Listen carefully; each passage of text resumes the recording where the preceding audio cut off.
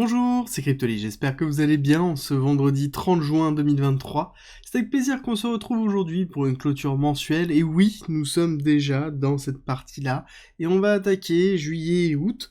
Aujourd'hui, dans la partie actualité, on va s'attaquer à plusieurs news, cette fois-ci, que ce soit au niveau de la réglementation, que ce soit au niveau de Binance ou au niveau des différents projets crypto, notamment Polygon qui nous annonce quand même des choses un peu folles pour l'année prochaine. Je vous en avais déjà parlé dans la vidéo de Polygon, mais on va revenir sur tout ça. Ensuite, dans la partie technique, on va décortiquer entièrement sur une lower time frame, donc sur une petite unité de temps, directement le BTC pour vraiment vous montrer ce qui est en train de se passer. Ensuite, on fera un tour sur les clusters de liquidation qui commencent à s'affiner un petit peu pour une tendance qui va rentrer en jeu dans peu de temps, et ça commence tout de suite.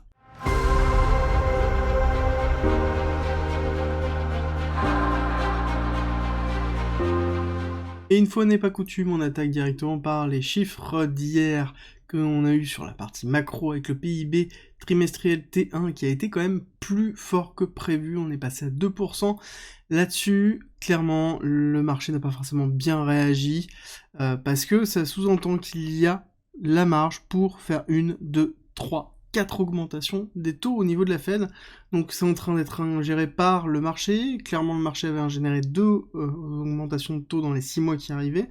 Là, ça veut dire que potentiellement on pourrait aller plus haut, voire même titiller les 6%, et je vous avoue que les 6%, ça risque de faire très très mal, donc je pense que là-dessus, il va falloir surveiller l'inflation sur le mois de juin, on devrait l'avoir assez rapidement début juillet, et là-dessus, on pourra se fixer sur ce qui va se passer. Aujourd'hui, on va avoir l'IPC européen, on va avoir ensuite le PCE Core consolidé de mai à 14h30, je pense que là-dessus on aura assez peu de volumétrie, on aura assez peu de volatilité, la volatilité arrivera principalement avec la clôture mensuelle qui va être très importante, qui est en même temps une clôture trimestrielle. Dans les nouvelles, nous avons une news réglementaire sur justement l'Angleterre qui est en train de changer un petit peu. Ils avaient une démarche qui était un peu anti-crypto il y a à peu près 6 mois, et ça a totalement shifté avec justement une volonté de devenir crypto hub. Et là, ils sont en train de faire, en tout cas, ils ont validé une première série de lois pour la crypto et réguler le secteur crypto. En tout cas, tous les acteurs sont plutôt pour,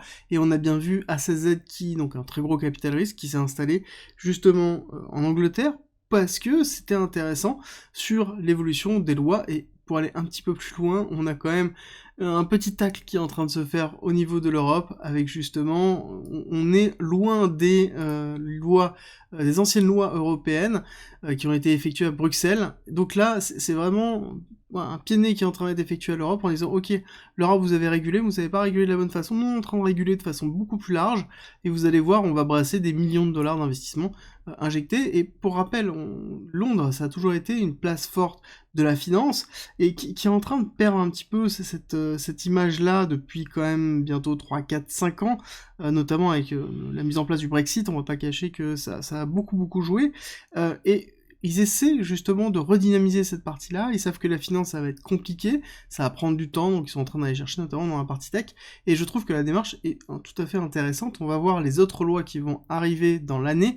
je pense en Angleterre, sur notamment la détention de crypto, sur la fiscalité liée à la crypto-monnaie, parce que ça va jouer aussi. On continue avec Binance qui perd vraiment beaucoup en ce moment, et qui perd un soutien de Paysafe, donc un des plus gros opérateurs européens de transfert monétaire et de paiement monétaire, qui lâche totalement Binance. Et c'est un petit peu le mail que vous avez dû tous recevoir de Binance, qui vous disait que la façon dans laquelle les transferts SEPA allaient changer, et qu'on allait plus passer par Paysafe. Ils nous ont pas dit quel autre acteur ils allaient prendre à la place, mais c'est vraiment symptomatique d'une pression très forte réglementaire qui est en train d'être effectuée sur Binance. On est vraiment en train d'appuyer très fort sur Binance, et je pense que ce n'est pas terminé, on risque d'avoir encore des échos juillet, août, pour avoir une stabilisation potentiellement en fin d'année, voire année prochaine, et c'est logique en même temps, quand on a un acteur qui est aussi important et qui s'est développé aussi vite, que derrière on ait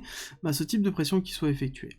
Ensuite, nous avons Polygon qui nous annonce Polygon 2.0. Je vous en ai déjà parlé, c'est la fusion de Hermès, donc leur ZK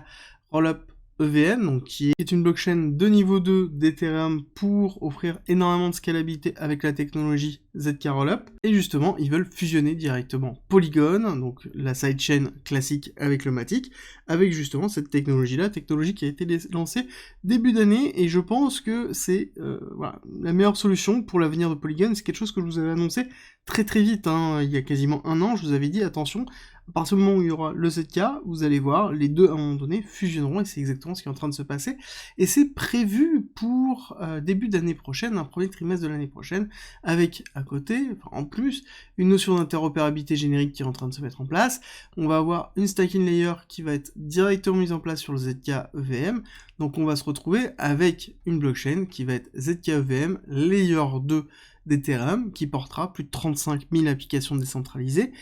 Je vous invite à regarder la vidéo de Polygon, je vous la mets en haut à droite, parce que je vous explique absolument pourquoi c'est intéressant, pourquoi c'est important de comprendre ce qui va se passer, et pourquoi ça peut être valorisant pour le Matic. On attaque la partie technique avec une petite vue CME rapide pour rappeler un petit peu où nous sommes toujours dans cette grosse accélération avec un retest effectif de la partie haute des 31 000, on se dirige potentiellement vers le TP rechargement de celle qui se trouve au niveau du gap CME 34 000, 36 000,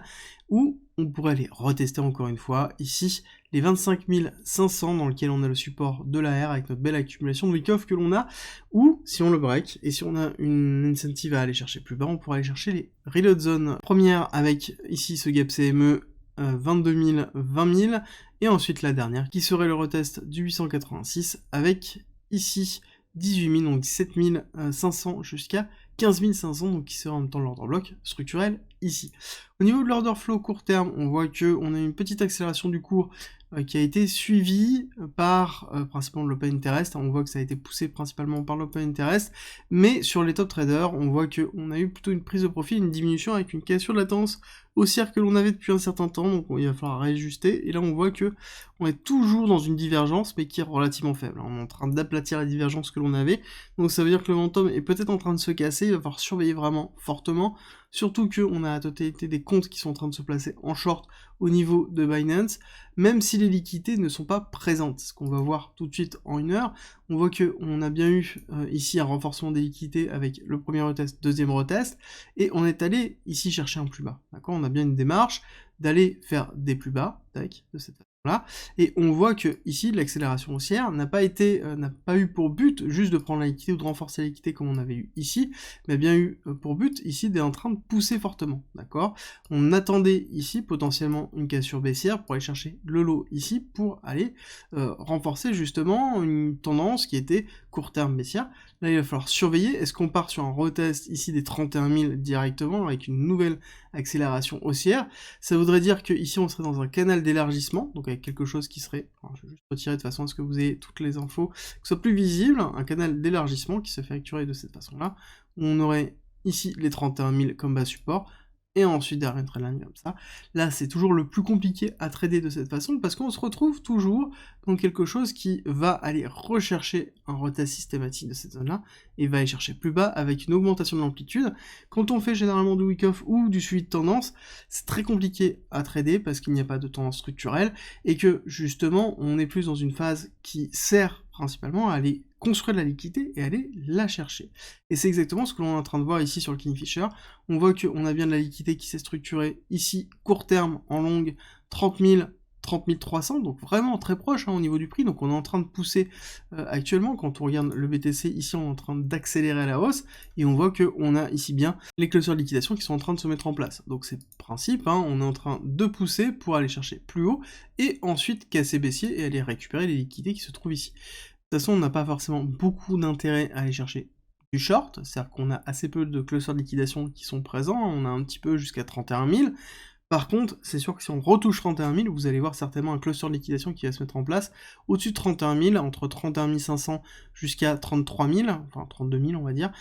pour justement accompagner cette baisse, parce qu'on a déjà eu plusieurs rejets, donc les personnes vont jouer cette accélération baissière. Donc 31 000, on le voit ici. Donc petit, on décortique le mouvement, cette fois-ci en 15 minutes, vous allez voir que c'est très flagrant ce qui est en train de se passer. On va prendre notre pinceau, dans lequel on a bien notre accélération baissière en retest, donc là on était dans quelque chose de structurellement simple, dans lequel on a eu un petit break of structure, on change la structure, on reteste l'order block, et on casse baissier, on valide justement la structure baissière court terme. Là-dessus, on a quelque chose de relativement simple, sauf qu'on se retrouve sur une autre accélération, dans laquelle on va pas non plus juste chercher l'order block, mais on va retester le top, dans lequel on recrée de la liquidité supérieure au niveau de 31 000. Là déjà, on a un setup qui est un petit peu plus différent. Là, on est en train de se dire, ok, donc là, on est plus dans une forme de manipulation structurelle, et on voit que c'est en train de se confirmer, parce qu'on a une deuxième accélération baissière, dans laquelle on fait une petite prise de liquidité qui est très légère, d'accord? Quand on compare le mouvement ici, ici et ici, on voit qu'on est en train de diminuer la volatilité baissière. Donc là, déjà, on a une première indication que potentiellement, on va pousser à la hausse. Qu'est-ce qui s'est passé? On est allé chercher ici, première zone, dans laquelle on avait de la petite liquidité qui était ici, on est allé la chercher une fois, et là on voit qu'on est en train de la chercher une deuxième fois, donc on est en train de liquider tout ça, et on est en train de retester ici les 31 000 au moment où je suis en train de faire la vidéo, là on est en train vraiment de pousser, donc il va falloir surveiller est-ce qu'on va juste chercher la liquidité avec une petite mèche, ou, donc petite mèche dans laquelle après, on va aller chercher la liquidité longue, donc pareil ce setup d'élargissement dont je vous ai parlé, soit on se retrouve dans quelque chose d'un peu plus structuré, dans lequel on va pousser un petit peu plus haut, donc on va structurer au-dessus, 31 300 potentiellement, et ici on va regarder est-ce qu'on est capable de maintenir les 33 300 pour pouvoir après pousser un petit peu plus haut, ou est-ce qu'on se fait rejeter violemment et ensuite on s'enfonce. Donc là on serait plus dans une pattern qui pourrait être une distribution structurelle, donc là-dessus je vais vous la dessiner pour qu'elle soit simple à voir. On a le psi, donc c'est-à-dire la première intention d'arrêt baissière, on a le BC, on a l'AR, le ST, on a le saut, et donc là on pourrait avoir un UT UTAD, donc 31 500, puis après aller chercher plus haut pour aller chercher globalement les 32 000, voire les 31 800 si elle est vraiment petite, pour valider cette distribution. Bon, là on est encore loin, il va falloir voir est-ce qu'on va chercher ou pas ces liquidités, est-ce qu'on est juste sur une prise de liquidité structurelle. Au niveau de la macro, rapidement, je vous remontre la différentielle entre le yielding des bonds 10 ans et 2 ans. Au niveau des USA, très important, c'est les bons au trésor, et c'est ce que rapportent les bons au trésor lorsqu'on achète un bon au trésor aux 2 ans et aux 4 ans. Là, je vous ai fait un différentiel qui permet de voir qu'on est toujours en train de s'enfoncer. Là, j'étais un petit peu surpris, ça faisait un petit moment que j'étais pas allé regarder. Je pensais qu'on était plus en train de structurer dans les 0,9, avec quelque chose qui était potentiellement en train de repartir, donc quelque chose qui pourrait effectuer comme ça. Là, ce n'est pas le cas, et ça veut dire plusieurs choses. Ça veut dire qu'on est sur une macro qui est en train de pricer, en tout cas un marché qui est en train de pricer encore 2 ans difficiles. Tant qu'on n'a pas de retour au-dessus des 0%, ça veut dire que le marché price le fait que les 2 ans qui arrivent au niveau des USA vont être compliqués, plus compliqués en tout cas, et plus incertains que les 10 ans qui arrivent. Et ça, ce n'est pas normal d'avoir une courbe des taux de cette façon-là, et tant que ce ne sera pas régulé, ça veut dire qu'on ne repartira pas dans quelque chose de classique, et donc ça veut dire que le marché est toujours compliqué à lire dans leur visibilité, c'est pour ça que les bonnes nouvelles sont des mauvaises nouvelles pour le marché, et réciproquement, on n'a pas le mouvement habituel que l'on a lorsque on a des bonnes nouvelles avec une accélération haussière, on est plus sur quelque chose qui est mitigé, et donc ça veut dire que là-dessus, pour moi, on a un signal que le marché n'est pas encore totalement prêt à reprendre l'accélération haussière, malgré ce qu'on a vu sur le Nasdaq et le SP500, qui sont en train de consolider toujours dans leur zone et qui ne retracent pas, qui sont dans une zone de neutralité. Petit point rapide sur le pétrole, parce que c'est très important. Actuellement, c'est le cœur au niveau de l'inflation. Si le pétrole reste de toute façon en dessous des 75, ça sous-entend principalement qu'on maintient l'inflation basse, hein, clairement, si on aura toujours une inflation qui continuera à diminuer. Si on casse les 75, ça risque d'être compliqué, donc là par contre on aura des mauvais chiffres. Donc c'est quelque chose qui peut être intéressant pour essayer d'anticiper un petit peu les différentes actions du cours par rapport aux nouvelles d'inflation. Pour moi, on est plutôt dans une zone de ranging effective, hein, dans lequel c'est assez flagrant, on a une range ici, et on a des petits excès qui sont effectués, mais on a une range ici, donc 75-66, dans lequel on a des petites extensions qui sont effectuées ici, et des sous-extensions qui sont effectuées ici, mais on est dans quelque chose qui est relativement simple, avec une temporisation structurelle. On a un RSI qui est en dessous de 50, donc je pense qu'on va continuer doucement à aller retester les 65, avec des accélérations qui vont être de moins en moins fortes, c'est exactement ce qu'on est en train de voir. On se fait accompagner de toute façon par l'IMA 50 et l'IMA 100 tranquillement, 100 pour les extensions et 50 pour le classique. On est vraiment dans une consolidation baissière, tendance baissière, qui est plutôt cohérent par rapport à l'inflation que l'on va avoir, et en tout cas aux chiffres d'inflation que l'on veut avoir pour le passage en pivot justement de la Fed. J'espère que cette vidéo vous a plu, si c'est le cas, n'oubliez pas de me laisser un like, ça me fait toujours très plaisir, et on se retrouve à 13h30 pour une vidéo update sur Cava. Comme d'habitude, on fera la partie fondamentale et la partie technique pour se projeter. Et si vous n'avez pas vu celle d'hier sur DYDX, je vous la mets là. Et je vous dis à tout à l'heure.